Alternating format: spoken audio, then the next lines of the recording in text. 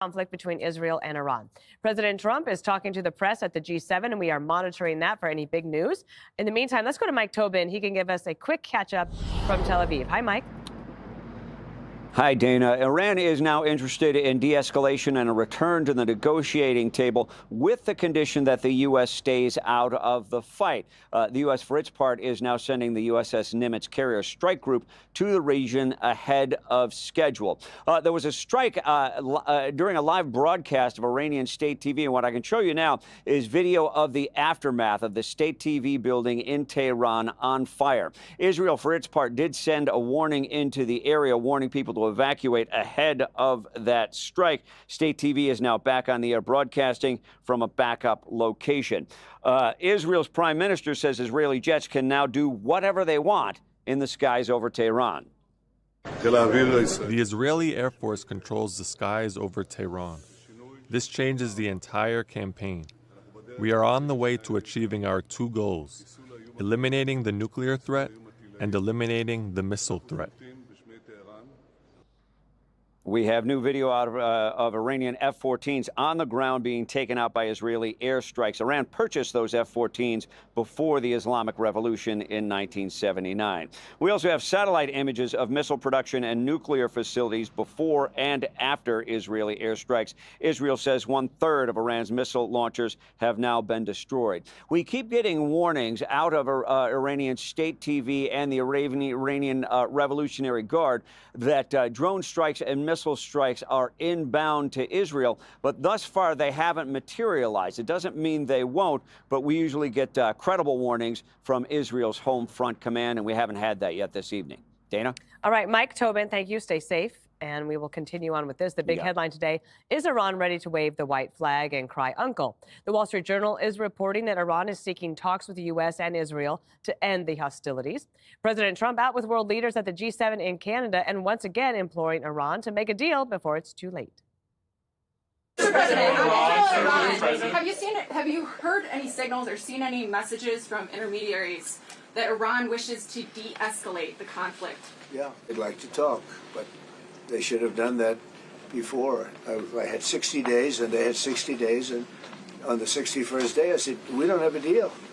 They have to make a deal, and it's painful for both parties, but I'd say Iran is not winning this war, and they should talk, and they should talk immediately before it's too late.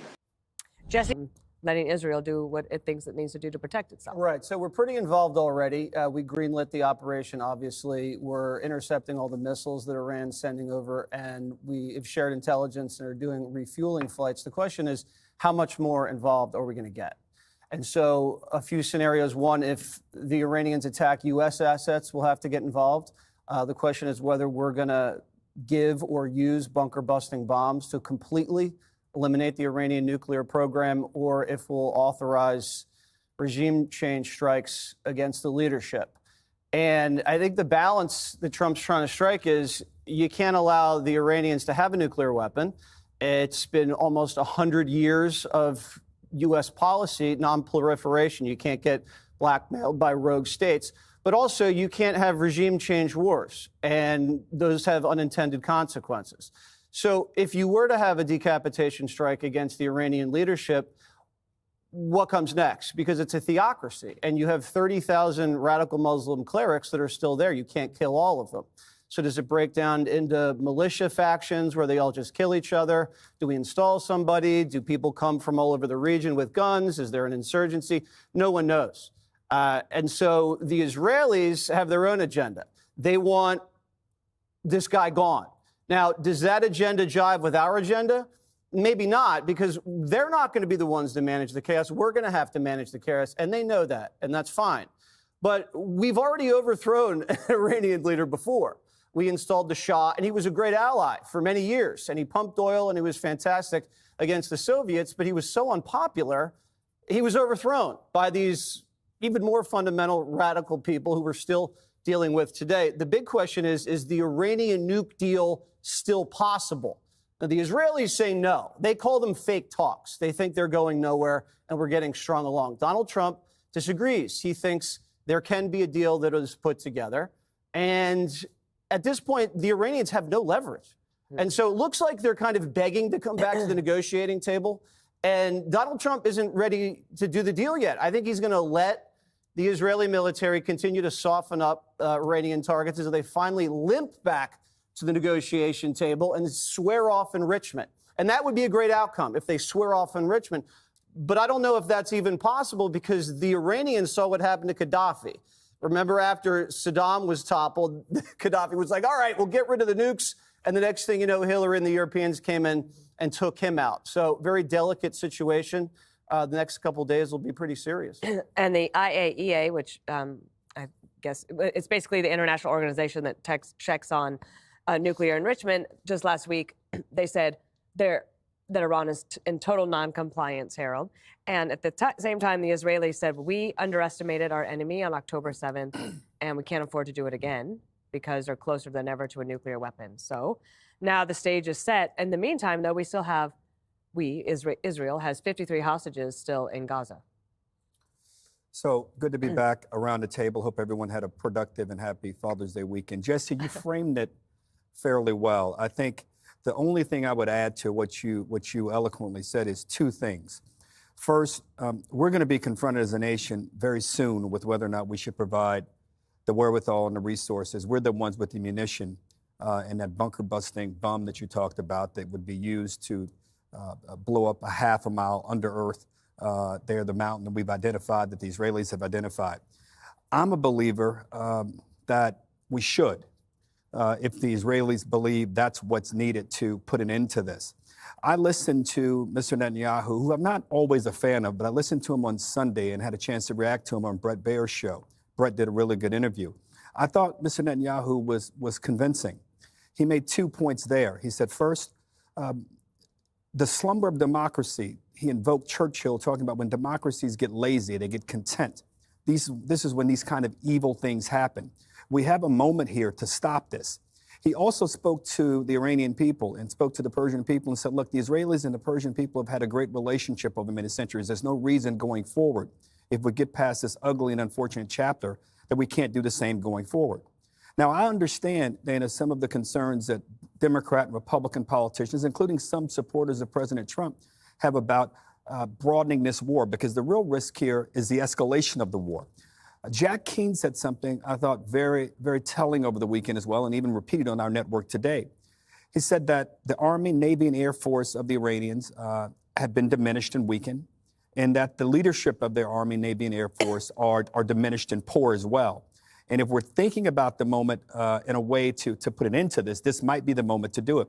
I remember when there were those who were saying we should have supplied more support and more resources for the Ukrainians against the Russians. President Trump often says that had he been president, that never would have happened. Russia would have never invaded Ukraine. And I assume he meant that he would have provided more resources and tools for the Ukrainians. I think we're at that moment now, Dana, with this Iranian-Israeli conflict. I don't want a broadening of the conflict. I don't want an escalation. I think the president of Turkey and others are right. We're on a precipice. But what I don't want to have happen going forward is this risk and threat that the Iranians pose. And what you led into this question about, they have lied about their preparation, their ability to develop and detonate a nuclear weapon. Mm-hmm.